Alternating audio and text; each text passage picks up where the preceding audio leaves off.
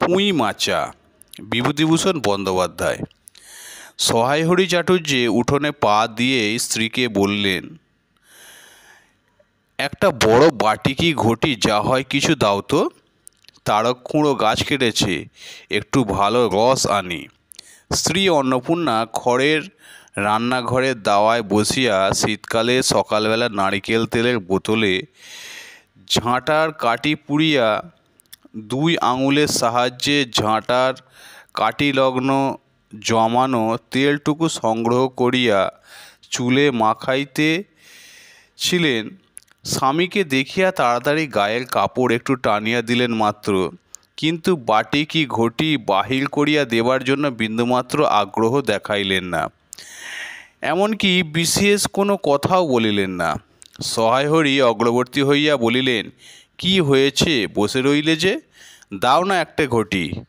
আহ, খেন্তি টেন্তি সব কোথায় গেল এরা, তুমি তেল মেখে বুঝি ছোঁবে না।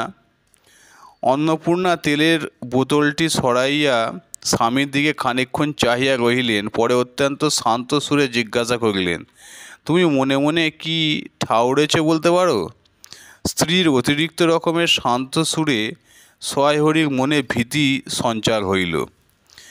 ইহা যে ঝড়ের অব্যাহতির পূর্বে আকাশের স্থির ভাবমাত্র তাহা বুঝিয়া তিনি মরিয়া হইয়া ঝড়ের প্রতীক্ষায় রহিলেন। একটু আমতা আমতা করিয়া কহিলেন, কেন, কি আবার কি? অন্নপূর্ণা পূর্বাপেক্ষাও শান্ত সুরে বলিলেন, দেখো, রঙ্গ করো না বলছি, ন্যাকামি করতে হয় অন্য সময় করো। তুমি কিছু জানো না, কি খোঁজ রাখো না? অত বড় মেয়ে যার ঘরে, সে মাছ ধরে আর রস খেয়ে দিন কাটায় কি করে তা বলতে পারো? গাঁয়ে কি গুজব উঠেছে জানো? সহায় হরি আশ্চর্য হইয়া জিজ্ঞাসা করিলেন, কেন, কি গুজব? কি গুজব জিজ্ঞাসা করো গিয়ে চৌধুরীদের বাড়ি।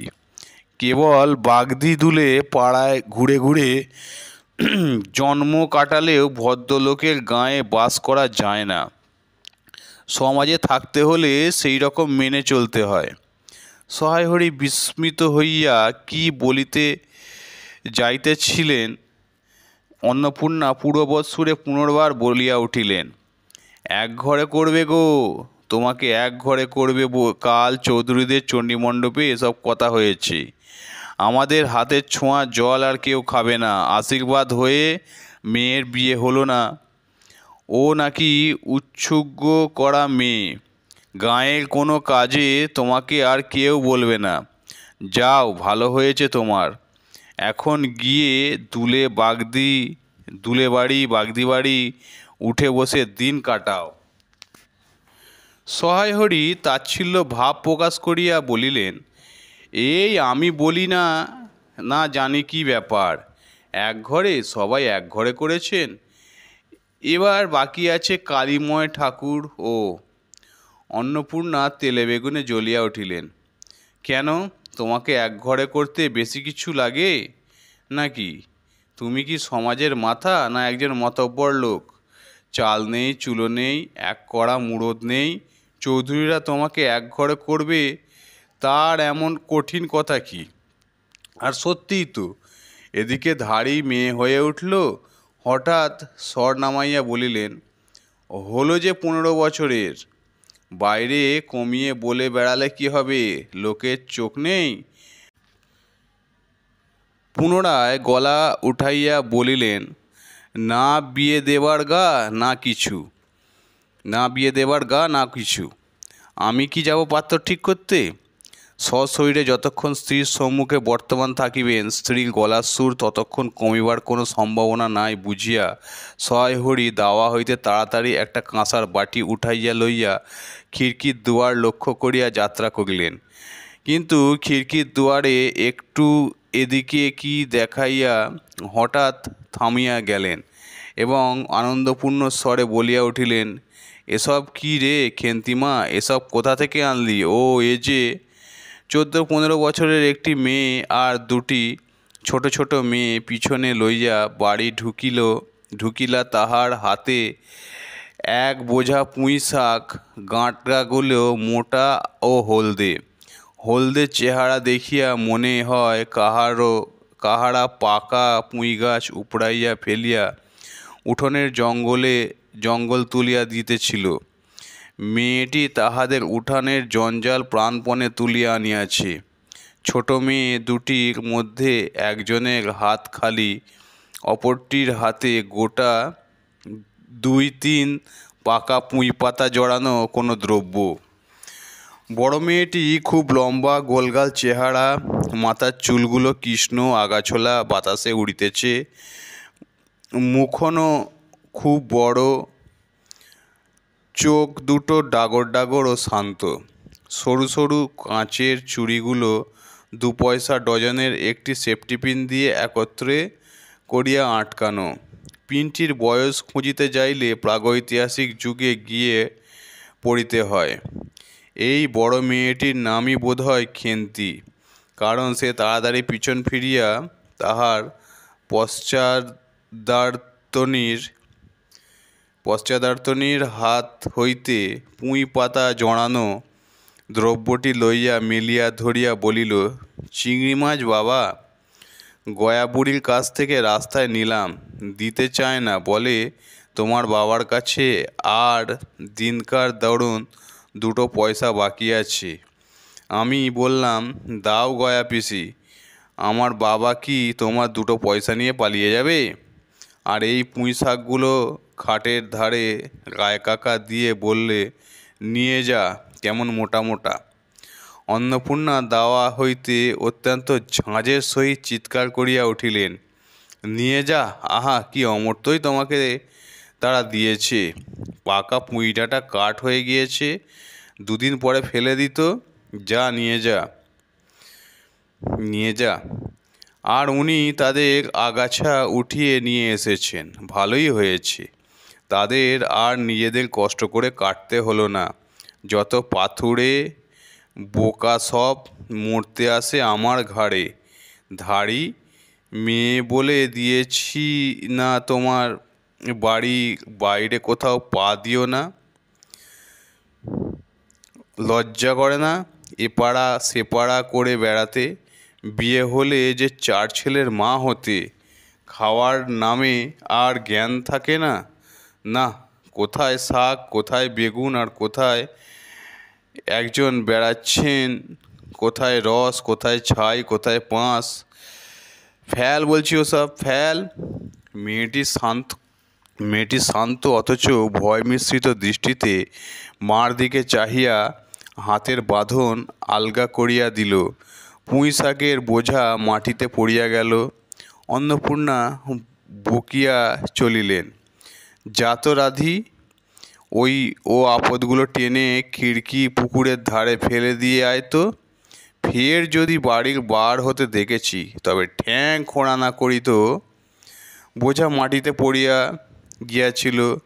ছোট মেয়েটি কলের পুতুলের মতো সেগুলি তুলিয়া লইয়া খিড়কির অভিমুখে চলিল। কিন্তু ছোট মেয়ে অত বড় বোঝা আঁকড়াইতে পারিল না। অনেকগুলো ডাঁটা এদিক সেদিক ঝুলিতে ঝুলিতে চলিল।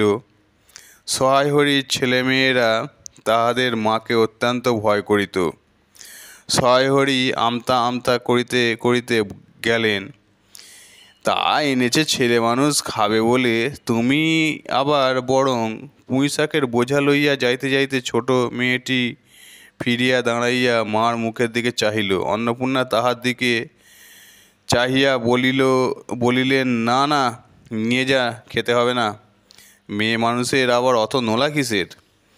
এক পাড়া থেকে আর এক পাড়ায় নিয়ে আসবে 2 পুঁই শাক, 2 পাকা পুঁই শাক ভিক্ষে করে? যা যা, তুই যা, দূর করে বনে দিয়ে আয়। সহায় হরি বড় মেয়ের মুখের দিকে চাহিয়া দেখিলেন, তাহার চোখ দুটো জলে ভরিয়া আসিয়াছে। তাহার মনে বড় কষ্ট হইল। কিন্তু মেয়ের যতই সাধের জিনিস হোক, পুঁই শাকের পক্ষাবলম্বন করিয়া দুপুরবেলা স্ত্রীকে চটাইতে তিনি আদৌ সাহসী হইলেন না। নিঃশব্দে খিড়কির দৌড় দিয়ে বাহির হইয়া গেলেন। বসিয়া কাঁদিতে কাঁদিতে বড় মেয়ের মুখের কাতর দৃষ্টি স্মরণে পড়িবার সঙ্গে সঙ্গে অন্নপূর্ণা মনে পড়িল, গত অরন্ধনের পূর্বদিনে বাড়িতে পুঁই শাক রান্নার সময় খেন্তি আবদার করিয়া বলিয়াছিলেন, মা, অর্ধেকগুলো কিন্তু একা আমার, অর্ধেক সব মিলে তোমাদের। বাড়িতে কেউ ছিল না, তিনি নিজে গিয়ে উঠোনে ওই খিড়কির দোরের আশেপাশে যে ডাঁটা পড়েছিল সেগুলো কুড়াইয়া লইয়া আসিলেন। বাকিগুলো কুড়োনো যায় না, ডোবার ধারে ছাইগাদায় ফেলিয়া দিয়াছে। কুঁচো চিংড়ি দিয়ে এইরূপ চুপি চুপি পুঁই শাকের তরকারি রাঁধিলেন। দুপুরবেলা খেন্তির পাতে পুঁই শাকের চচ্চড়ি দেখিয়া বিস্ময় ও আনন্দপূর্ণ ডাগর চোখে মায়ের দিকে ভয়ে ভয়ে চাহিল। দু একবার এদিক ওদিক ঘুরিয়া আসিতে অন্নপূর্ণা দেখিলেন উক্ত পুঁই শাকের এক টুকরো তার পাতে পড়িয়া নাই। পুঁই শাকের ওপর তাহার এই মেয়েটির কিরূপ লোভ তাহা তিনি জানিতেন। জিজ্ঞাসা করিলেন, কিরে খেন্তি, আর একটু চচ্চড়ি দি? খেন্তি তৎক্ষণাৎ ঘাড় নাড়িয়া এ আনন্দজনক প্রস্তাব সমর্থন করিল। কি ভাবিয়া অন্নপূর্ণার চোখে জল আসিল, চাপিতে গিয়ে তিনি চোখ উঁচু করিয়া চালের বাতায় গোঁজা ডালে হইতে শুকনো লঙ্কা পাড়িতে লাগিলেন। কালীময় চণ্ডীমণ্ডপে সেদিন বৈকালবেলায় সহায় হরির ডাক পড়িল। সংক্ষিপ্ত ভূমিকা ফাঁদিবার পর কালীময় উত্তেজিত সুরে বলিলেন, সেসব দিন কি আর আছে ভায়া? এই ধরো কষ্ট মুখুর্জে স্বভাব নইলে পাত্র দেবে না, স্বভাব নইলে পাত্র দেবে না করিয়া কি কাণ্ড করলে! অবশেষে কিনা হরির ছেলেটাকে ধরে পরে মেয়ের বিয়ে দিয়ে দেয় তবে রক্ষা। তার কি স্বভাব? রাম বলল, 6-7 পুরুষে ভঙ্গ, পচা ক্ষত্রিয়। পরে সুর নরম করিয়া বলিলেন, তা সমাজে সেসব শাসনের দিন কি আর আছে? দিন দিন চলে যাচ্ছে, বেশি দূর যাই কেন? তাই যে তোমার মেয়েটি 13 বছরের। সহায় হরি বাঁধা দিয়া বলিতে লাগিলেন, এই শ্রাবণে 13। আহা, 13 আর 16 তফাৎ কিসের শুনি? 13 আর 16 তফাৎটা কিসের? আর সে 13ই হোক, চাই 16ই হোক, চাই 85ই হোক, তাতে আমাদের দরকার নেই। সে তোমার হিসেব তোমার কাছে, কিন্তু পাত্রর আশীর্বাদ হয়ে গেলে তুমি বেঁকে বসলে কি জন্য শুনি? ও এ তো এরকম উচ্চগুচ্ছ করা মেয়ে, আশীর্বাদ হওয়া যা, বিয়ে হওয়া তাই, 7 পাকে যা বাকি। এই তো সমাজে বসে এইসব কাজগুলো তুমি যে করবে আর আমরা বসে বসে দেখব, এ তুমি মনে ভেবো না। সমাজে বামুনদের যদি জাত মরবার ইচ্ছে না থাকে, মেয়ের বিয়ের বন্দোবস্ত করে ফেলো। পাত্র রাজপুত্র না হলে পাত্র মেলে না। গরিব মানুষ দিতে ধুতে পারবে না বলেই শ্রীমন্ত মজুমদারের ছেলেকে ঠিক করে দিলাম। লেখাপড়া নাই বা জানলো, জজ ম্যাজিস্ট্রেট না হলে কি মানুষ হয় না? দিব্যি বাড়ি, বাগান, পুকুর, শুনলাম এবার নাকি কুঁড়ির জমিতে 4টি আমন ধানও করেছে। ব্যাস রাজার হাল। 2 ভাইয়ের অভাব কি? ইতিহাসটা হইতেছে এই যে, মণিগাঁয়ের উক্ত মজুমদার মহাশয়ের পুত্রটি কালীময় ঠিক করিয়া দেন। কেন কালীময়ের মাথা ব্যথা করিয়া সহায়হরির মেয়ের বিয়ের সম্বন্ধ মজুমদার মহাশয়ের ছেলের সঙ্গে ঠিক করিতে গেলেন, তাহার কারণ নির্দেশ করিতে যাইয়া কেহ কেহ বলেন যে কালীময় নাকি মজুমদার মহাশয়ের কাছে অনেক টাকা ধারেন, অনেক দিন সুদ পর্যন্ত বাকি, শীঘ্র নালিশ হইবে ইত্যাদি। এ গুজব যে শুধু অবান্তর তাহাই নহে, ইহার কোনো ভিত্তি আছে বলিয়াও মনে হয় না। ইহা দুষ্ট পক্ষের রটনা মাত্র। যাহাই হোক, পাত্রপক্ষ আশীর্বাদ করিয়া যাওয়ার দিন কতক পরে সহায়হরি টের পান, পাত্রটি কয়েক মাস পূর্বে নিজের গ্রামে কি একটা করিবার ফলে গ্রামের এক কুম্ভকার বধূর আত্মীয় স্বজনের হাতে বেদম প্রহার খাইয়া কিছুদিন নাকি শয্যাগত ছিল। এরকম পাত্রের মেয়ে দেওয়ার প্রস্তাব মনোভূত না হওয়ায় সহায়হরি সে সম্বন্ধ ভাঙিয়া দেন। দিন দুই পরের কথা।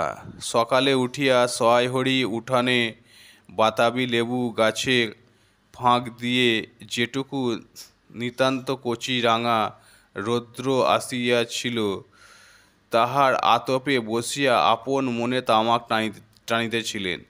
বড় মেয়ে খেন্তি আসিয়া চুপি চুপি বলিল, বাবা যাবে না, মা ঘাটে গেল।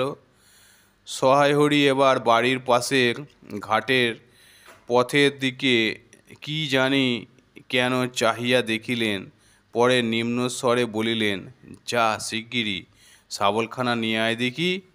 কথা শেষ করিয়া তিনি উৎকণ্ঠার সহিত জোরে জোরে তামাক টানিতে লাগিলেন এবং পুনরায় এবার কি জানি কেন খিড়কির দিকে সতর্ক দৃষ্টি নিক্ষেপ করিলেন।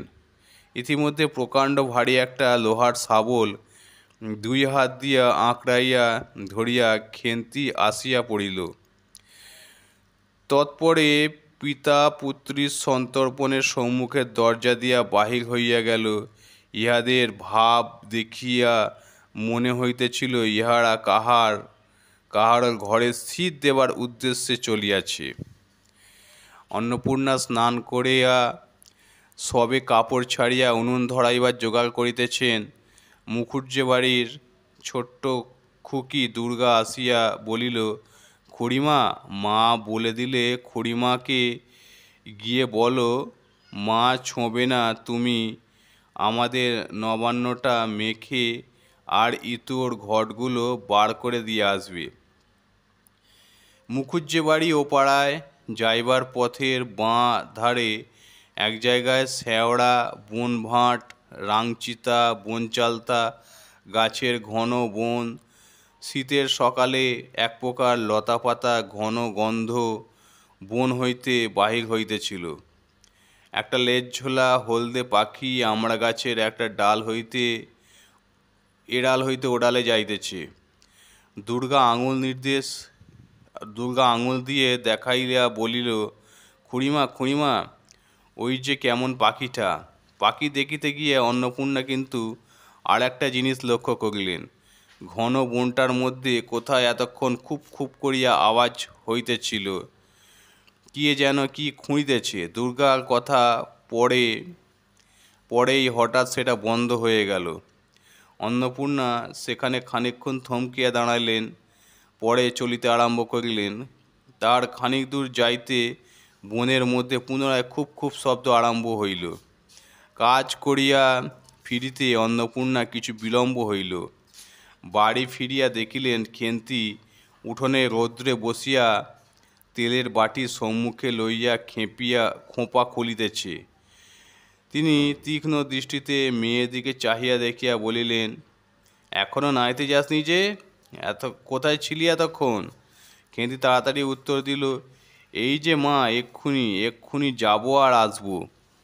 খেন্তি স্নান করিতে যাইবার একটুখানি পরে সহায়হরি সউৎসাহে 15-16 সের ভারী একটা মেটে আলু ঘাড়ে করিয়া কোথা হইতে আসিয়া উপস্থিত হইলেন এবং সম্মুখে স্ত্রীকে দেখিয়া কৈফিয়তের দৃষ্টিতে সে দিকে চাহিয়া বলিয়া উঠিলেন, ওই ওপাড়ার ময়সা চৌকিদার রোজই বলে, কর্তা ঠাকুর, তোমার বাপ থাকতে তবু মাসে মাসে এদিকে তোমাদের পায়ের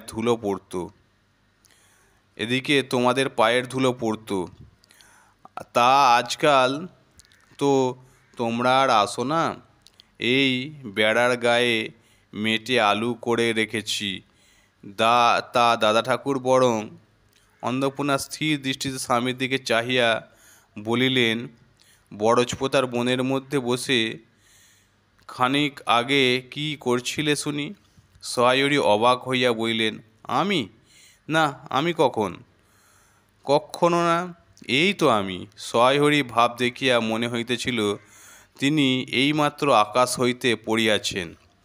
অন্নপূর্ণা পূর্বের মতোই স্থির দৃষ্টিতে স্বামীর দিকে চাহিয়া বলিলেন, চুরি তো করবেই, 3 কাল গেছে, 1 কাল আছে। মিথ্যা কথাগুলো আর এখন বলো না, আমি সব জানি। মনে ভেবেছিলে আপদ আপদ ঘটে গিয়েছে আর কি। দুর্গার মা ডেকে পাঠিয়েছিল, ও পাড়ায় যাচ্ছি, শুনলাম বরজপোতার বনের মধ্যে কি খুব খুব শব্দ। তখনই আমি বুঝতে পেরেছি সাড়া পেয়ে শব্দ বন্ধ হয়ে গেল। যেই আবার খানিক দূরে গেলাম, আবার দেখি শব্দ। তোমার তো ইহকালও নেই পরকালও নেই, চুরি করতে ডাকাতি করতে যা করতে ইচ্ছে হয় করো, কিন্তু মেয়েটাকে আবার এর মধ্যে নিয়ে গিয়ে ওর মাথা খাওয়া কিসের জন্য? সহায় হরি হাত নাড়িয়া বরজপোতা তাহার উপস্থিত থাকার বিরুদ্ধে কতগুলো প্রমাণ উত্থাপন করবার চেষ্টা করিতে গেলেন, কিন্তু স্ত্রীর চোখের দৃষ্টির সামনে তাহার বেশি কথা জোগাইল না, বা কথিত উক্তিগুলোর মধ্যে কোনো পর্বপর্য সম্বন্ধ খুঁজিয়ে পাওয়া গেল না। আধ ঘণ্টা পরে খেন্তি স্নান সারিয়া বাড়ি ঢুকিল। সম্মুখস্থ মেটে আলুর দিকে একবার আর চোখে চাহিয়া নিরীহ মুখে উঠোনের আলনায় অত্যন্ত মনোযোগের সহিত কাপড় মেলিয়া দিতেছিল।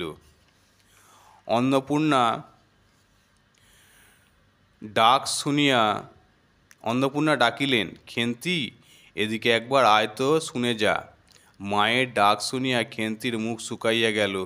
সে ইতস্তত করিতে করিতে মার নিকট আসিলে তিনি জিজ্ঞাসা করিলেন, এই মেটে আলুটা দুজনে মিলে তুলে এনেছিস না? খেন্তি মা মুখের দিকে একটুখানি চাহিয়া থাকিয়া একবার ভূপতিত মেটে আলুটার দিকে চাহিল, পরে পুনরায় মার মুখের দিকে চাহিল এবং সঙ্গে সঙ্গে ক্ষিপ্ত দৃষ্টিতে একবার বাড়ির সম্মুখস্থ বাঁশঝাড়ের মাথার দিকেও চাহিয়া লইল। তাহার কপালে বিন্দু বিন্দু ঘাম দেখা দিল, কিন্তু মুখ দিয়ে কথা বাহির হইল না। অন্নপূর্ণা কড়া সুরে বলিলেন, কথা বলছিস না যে বড়, এই যে মেটে আলুটা তুই এনেছিস কি না?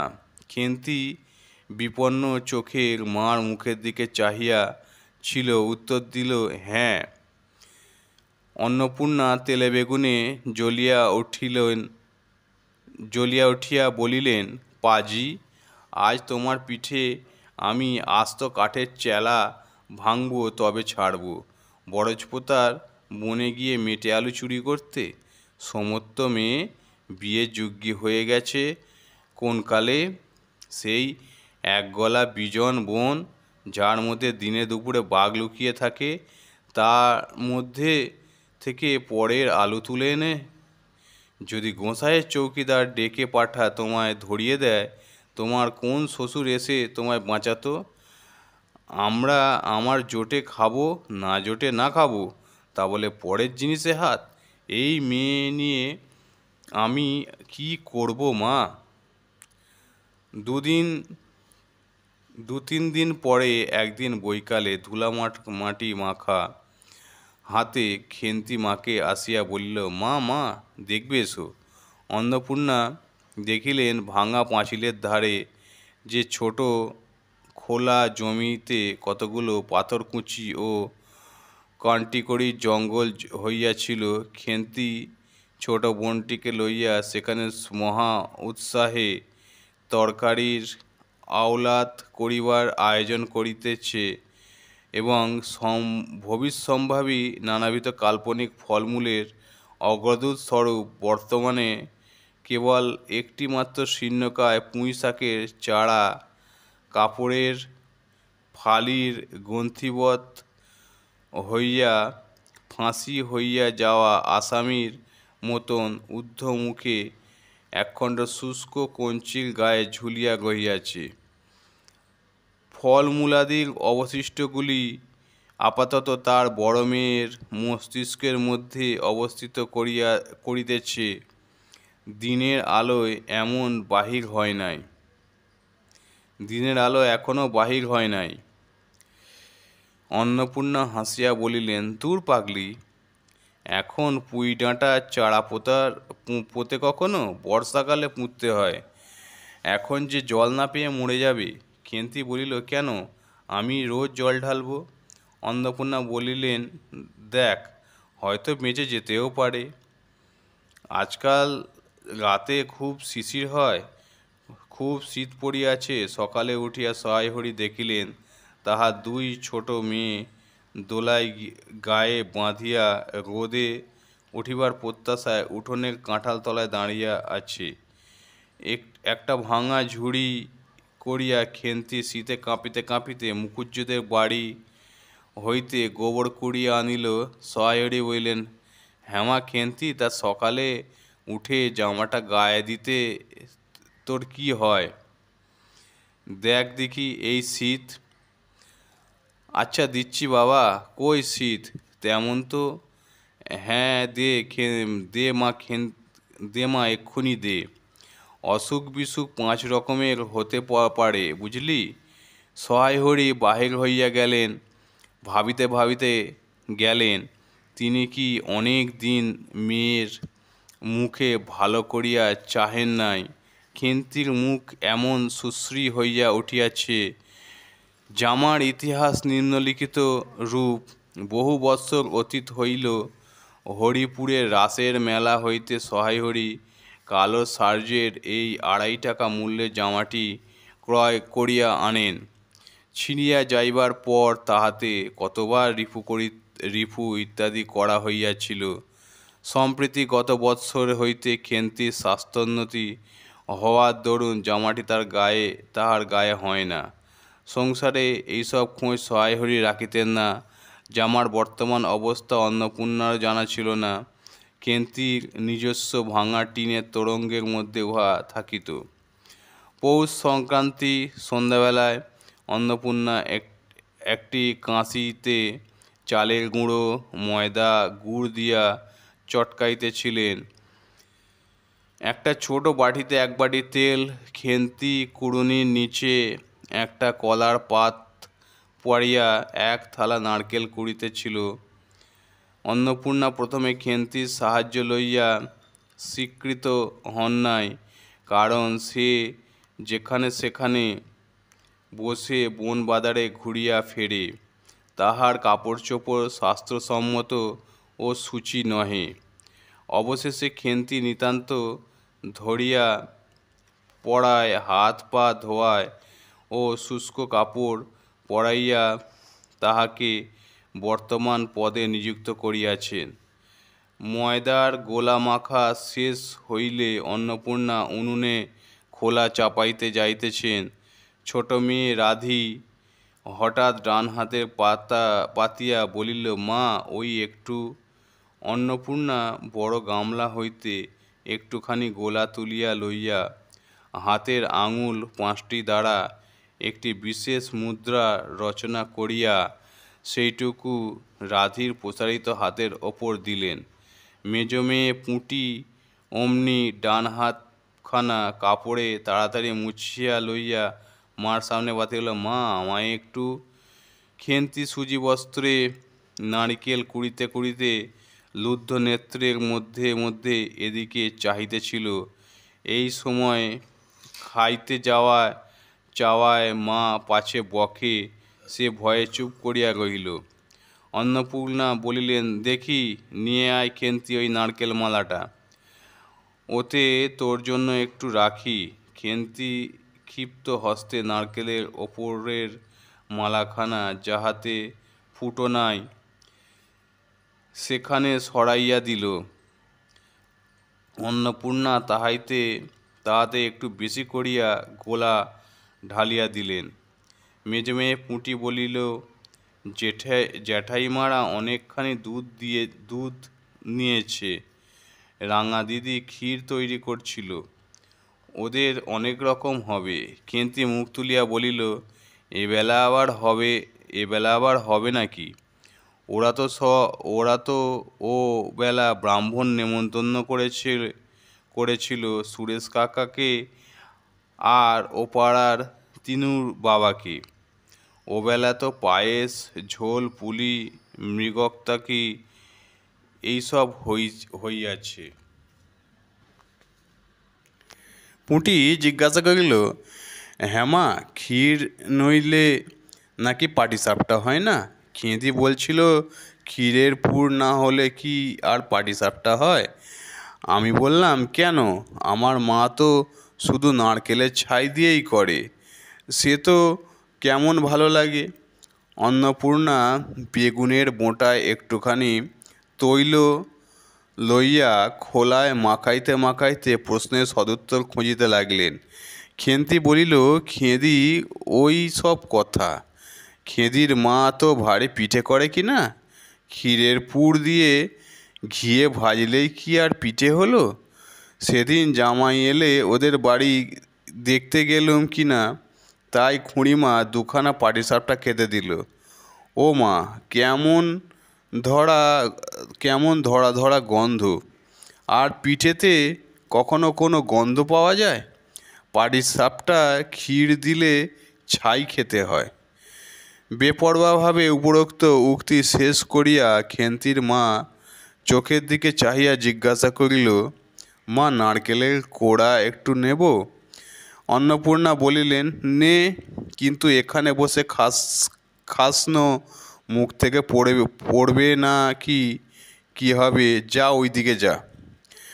খেন্তি নারকেলের মালায় এক থাবা লইয়া একটু দূরে গিয়া খাইতে লাগিল। মুখ যদি মনের দর্পণ স্বরূপ হয়, তবে খেন্তির মুখ দেখিয়া সন্দেহর কোনো কারণ থাকিতে পারিত না যে সে অত্যন্ত মানসিক তৃপ্তি অনুভব করিতেছে। ঘণ্টাখানেক পরে অন্নপূর্ণা বলিলেন, ওরে, তোরা সব এক এক টুকরো পাতা পেতে বস তো, দেখ গরম গরম দিই। খেন্তি, জল দেওয়া ভাতও আছে ওবেলার, বার করে নিয়ে আয়। খেন্তির নিকট অন্নপূর্ণার এই প্রস্তাব যেন মনোপুত হইল না। তাহা তার মুখ দেখিয়া বোঝা গেল। পুঁটি বলিল, মা, বড়দি পিঠেই খাক, ভালোবাসে, ভাত বরং থাকুক, আমরা কাল সকালে খাবো। খানকয়েক খাইবার পরে মেজমেয়ে পুঁটি খাইতে চাহিল না। সে নাকি অধিক মিষ্টি খাইতে পারে না। সকলের খাওয়া শেষ হইয়া গেলেও খেন্তি তখনও খাইতেছে।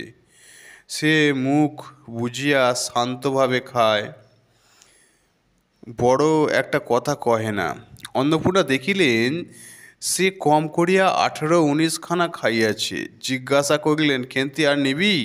খেন্তি খাইতে খাইতে শান্তভাবে সম্মতিসূচক ঘাড় নাড়িল। অন্নপূর্ণা তাহাকে আরও খানকয়েক দিলেন। খেন্তি মুখ চোখে ঈষৎ উজ্জ্বল দেখাইল।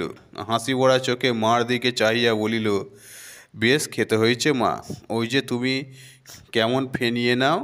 ওতেই কিন্তু সে পুনরায় খাইতে লাগিল। অন্নপূর্ণা হাতা খুন্তি চুলি তুলিতে তুলিতে সস্নেহে তাহা এই শান্ত নিরীহ একটু অধিক মাত্রায় ভোজনপটু মেয়েটির দিকে চাহিয়া রহিলেন। মনে মনে ভাবলেন, খেন্তি আমার যার ঘরে যাবে তাদের অনেক সুখ দেবে। এমন ভালো মানুষ, কাজকর্মে বকো, মারো, গাল দাও, টু শব্দটি মুখে নেই, উঁচু কথা কখনো কেউ শোনেনি। বৈশাখ মাসের প্রথমে সহায়হরির এক দূরসম্পর্কীয় আত্মীয় ঘটকালিতে খেন্তির বিবাহ হইয়া গেল। দ্বিতীয় পক্ষের বিবাহ করিলেও পাত্রটির বয়স 40-এর খুব বেশি কোনো মতেই হবে না। তবুও প্রথমে এখানে অন্নপূর্ণার আদৌ ইচ্ছুক ছিলেন না, কিন্তু পাত্রটি সঙ্গতিসম্পন্ন, শহরে অঞ্চলে বাড়ি, সিলেট চুন ও ইটের ব্যবসায় 2 পয়সা নাকি করিয়াছে, এরকম পাত্র হঠাৎ মেলাও বড় দুর্ঘটনা কি না? জামাইয়ের বয়স একটু বেশি। প্রথমে অন্নপূর্ণা জামাইয়ের সম্মুখে বাহির হইতে একটু সংকোচ বোধ করিতেছিলেন। পরে পাছে খেন্তি মনে কষ্ট হয়, এই জন্য বরণের সময় তিনি খেন্তির সুস্পষ্ট হাতখানি ধরিয়া জামাইয়ের হাতে তুলিয়া দিলেন। চোখের জলে তাহার গলা বন্ধ হইয়া আসিল, কিছু বলিতে পারিলেন না। বাড়ি বাহির হইয়া আমলকি তলায় বেহারারা সুবিধা করিয়া লইবার জন্য বরের পালকি একবার নামাইলেন। অন্নপূর্ণা চাহিয়া দেখিলেন বেড়ার তারে নীল রঙের মেদি ফুলের গুচ্ছগুলো যেখানে নত হইয়া আছে, খেন্তি কম দামের বালুচরের রাঙা চেলির আঁচলখানা পালকির বাহির হইয়া সেখানে লুটাইতেছে। তার এই অত্যন্ত আগাছোলা নিতান্ত নিরীহ, একটু অধিক মাত্রায় ভোজনপটু মেয়েটিকে পরের ঘরে অপরিচিত মহলে পাঠাইতে তার বুকে উদ্বেল হইয়া উঠিতেছিল। খেন্তি কি অপরের ঠিক বুঝিবে?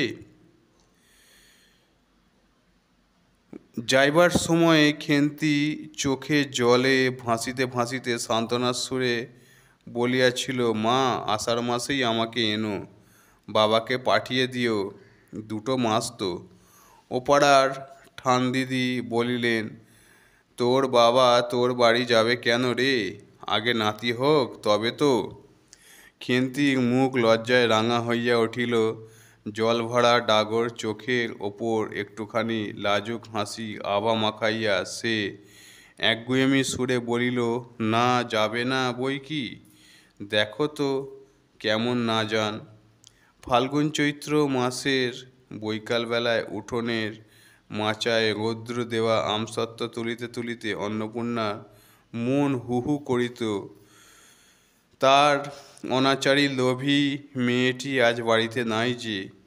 কোথা হইতে বেড়াইয়া আসিয়া লজ্জাহীনার মতো হাতখানি পাতিয়া মিনতির সুরে অমনি বলিবে, মা, বলবো একটা কথা। ওই কোণটা ছিঁড়ে একটুখানি 1 বছরের ওপর হইয়া গিয়াছে। পুনরায় আষাঢ় মাস বর্ষা বেশ নামিয়াছে। ঘরের দাওয়ায় বসিয়া সহায় হরি প্রতিবেশী বিষ্ণু সরকারের সহিত কথা বলিতেছেন। সহায় হরি তামাক সাজিতে সাজিতে বলিলেন, ও তুমি ধরে রাখো, ওরকম হবেই দাদা, আমাদের অবস্থা লোকের ওর চেয়ে ভালো কি আর জুটবে। বিষ্ণু সরকার তালপাতার চটাইয়ের ওপর উবু হইয়া বসিয়াছিলেন। দূর হইতে দেখিলে মনে হইবার কথা তিনি রুটি করিবার জন্য ময়দা চটকাইতেছেন। গলা পরিষ্কার করিয়া বলিলেন, না, সব তো আর, তাছাড়া আমি যা দেব নগদই দেব। তোমার মেয়েটির হয়েছিল কি? সহায় হরি হুঁকোটার 5-6টা টান দিয়া কাশিতে কাশিতে বলিলেন, বসন্ত হয়েছিল শুনলাম। ব্যাপার কি দাঁড়ালো বুঝলে? মেয়ে তো কিছুতে পাঠাতে চায় না। 250 আন্দাজ টাকা বাকি ছিল। বললে, ও টাকা আগে দাও, তবে মেয়ে নিয়ে যাও। একবার চামার। তারপর বললাম, টাকাটা ভায়া ক্রমে ক্রমে দিচ্ছি। পুজোর তত্ত্ব কম করে 30টে টাকা কম হবে না ভেবে দেখলাম কিনা। মেয়ের নানা নিন্দে উঠালে, ছোটলোকের মেয়ের মতো চলে, হাবাতে ঘরের মতো খায়, আরও কত কি। পৌষ মাসে দেখতে গেলাম, মেয়েটাকে ফেলে থাকতে পারতাম না, বুঝলে। সহায় হরি হঠাৎ কথা বন্ধ করিবার জোরে মিনিট কতক ধরিয়া হুঁকোর টান দিতে লাগিলেন। কিছুক্ষণ দুজনের কথা শোনা গেল না। অল্পক্ষণ পরে বিষ্ণু সরকার বলিলেন, তারপর? আমার স্ত্রী অত্যন্ত কান্নাকাটি করতে পৌষ মাসে দেখতে গেলাম মেয়েটার যে অবস্থা করেছে। শাশুড়িটা শুনিয়ে শুনিয়ে বলতে লাগলো, না জেনে শুনে ছোটলোকের সঙ্গে কুটুম্বিতা করলে এরকমই হয়। যেমন মেয়ে তেমন বাপ, যেমনি মেয়ে তেমনি বাপ। পৌষ মাসের দিনে মেয়ে দেখতে এলেন শুধু হাতে। পরে বিষ্ণু সরকারের দিকে চাহিয়া বলিলেন, বলি, আমরা ছোটলোক কি বড়লোক তোমার তো সরকার খুঁড়ো জানতে বাকি নেই। বলি, পরমেশ্বর চাটুর্যের নামে নীলকুচি আমলে এই অঞ্চলে বাঘে গরুতে একসঙ্গে জল খেয়েছি। আজ না হয় আমি প্রাচীন আভিজাত্যের গৌরবে সহায়রী শুদ্ধ স্বরে হাহা করিয়া খানিকটা শুষ্ক হাস্য করিলেন। বিষ্ণু সরকার সমর্থনসূচক একটা অস্পষ্ট শব্দ করিয়া বার কত ঘাড় নাড়িলেন। তারপর ফাল্গুন মাসে তার বসন্ত হলো। এমন চামার বসন্ত গায়ে বেরুতে টালায় আমার এক দূর সম্পর্কে বোন আছে, একবার কালীঘাটে পুজো দিতে এসে তার খোঁজ পেয়েছিল। তারা ওখানে ফেলে রেখে গেল। আমার না একটা সংবাদ না কিছু। তারা আমায় সংবাদ দেয়, আমি গিয়ে দেখতে পাওনি না। এমন চামার গহনাগুলো অসুখের অবস্থায় গা থেকে খুলে নিয়ে তবে টালায় পাঠিয়ে দিয়েছে। যাক, তা চলে যাওয়া যাক, বেলা গেল। চার কি ঠিক করলে? পিঁপড়ের টোপ মুড়ির চার কি সুবিধা হবে না? তারপর কয়েক মাস কাটিয়া গিয়েছে। আজ আবার পৌষ পার্বণের দিন। এবার পৌষ মাসের শেষাশেষি এত শীত পড়িয়াছে যে এইরূপ শীত তাহার কখনো জ্ঞানে দেখেন নাই। সন্ধ্যার সময় রান্নাঘরের মধ্যে বসিয়া অন্নপূর্ণা সরু চাকলি পিঠের জন্য চালের গুঁড়োর গোলা তৈরি করিতেছেন। পুটি ও রাধি উনুনের পাশে বসিয়া আগুন পোহাইতেছে। রাধি বলিতেছেন, আর একটু জল দিতে হবে মা, অত ঘন করে ফেললে কেন? পুঁটি বলিল, আচ্ছা মা, ওতে একটু নুন দিলে হয় না? ও মা, দেখো মা, রাধি দোলাই কোথায় ঝুলছে, এক্ষুনি ধরে উঠবে। অন্নপূর্ণা উঠিয়া বলিলেন, সরে এসো, বসো মা। আগুনের ঘাড়ে গিয়ে না বসলে কি আগুন পোহানো হয় না? এই দিকে আয়। গোলা তৈরি হইয়া গেল। খোলা আগুনে চড়াইয়া অন্নপূর্ণা গোলা ঢালিয়া মুচি দিয়ে চাপিয়া ধরিলেন। দেখিতে দেখিতে মিঠে আঁচে পিঠে টোপরের মতো ফুলিয়া উঠিল। পুঁটি বলিল, মা দাও, প্রথম পিঠেখানা কানাচে সাঁড়া ষষ্ঠীকে ফেলে দিয়ে আসি। অন্নপূর্ণা বলিলেন, একা যাস নে, রাধিকে নিয়ে যা। খুব জ্যোৎস্না উঠিয়াছিল। বাড়ির পেছনের সাঁড়া গাছের ঝোপের মাথায় তেলা কুচো লতার থলো থলো সাদা ফুলের মধ্যে জ্যোৎস্না আটকিয়া রহিয়াছে। পুঁটি ও রাধে খিড়কির দোর খুলিতে একটা শেয়াল শুকনো পাতা খসখস করিতে করিতে ঘন ঝোপের মধ্যে ছুটিয়া পালাইল। পুঁটি পিঠেখানা জোর করিয়া ছুঁড়িয়া ঝোপের মাথায় ফেলিয়া দিল। তারপর চারিধারে নির্জন বাঁশবন, নিস্তব্ধতায় ভয় পাইয়া ছেলে মানুষ পিছু হটিয়া আসিয়া খিড়কির দরজা মধ্যে ঢুকিয়া পড়িয়া তাড়াতাড়ি দ্বার বন্ধ করিয়া দিল। পুঁটি ও রাধি ফিরিয়া আসিলে অন্নপূর্ণা জিজ্ঞাসা করিলেন, দিলি? পুঁটি বলিল, হ্যাঁ মা, তুমি আর বছর যেখান থেকে নেবুর চারা তুলিয়া এনেছিলে সেখানে ফেলে দিলাম। তারপর সেই রাত্রে অনেকক্ষণ কাটিয়া গেল। পিঠের গড়া প্রায় শেষ হইয়া আসিয়াছে। রাত তখন খুব বেশি। জ্যোৎস্নার আলো বাড়ির পেছনে বনে অনেকক্ষণ ধরিয়া একটা কাঠঠোকরা পাখি ঠকর ঠকর শব্দ করিতেছিল। তার স্বরটা যেন ক্রমে তন্দ্রালু হইয়া পড়িতেছে। দুই বোনের খাইবার জন্য কলার পাতায় চিরিতে চিরিতে পুঁটি অন্যমনস্ক ভাবে হঠাৎ বলিয়া উঠিল, দিদি বড় ভালোবাসত। তিনজনই খানিকক্ষণ নির্বাক হইয়া বসিয়া রহিল। তাহার পরে তাহাদের তিনজনের দৃষ্টি কেমন করিয়া আপনা আপনি উঠোনের এক কোণে আবদ্ধ হইয়া পড়িল। সেখানে বাড়ির সেই লোভী মেয়েটি লোভের স্মৃতির পাতায় পাতায় শিরায় শিরায় জড়াইয়া তাহার কত সাধের নিজের হাতে পোঁতা পুঁই গাছটি মাচা জুড়িয়া বাড়িয়া উঠিয়াছিল। বর্ষার জল, কার্তিক মাসের শিশির লইয়া কচি কচি সবুজ ডগাগুলি মাচাতে সব ধরে নাই, মাচা হইতে বাহির হইয়া দুলিতেছে সুস্পষ্ট নধর প্রবর্ধমান, জীবনের লাবণ্যে ভরপুর।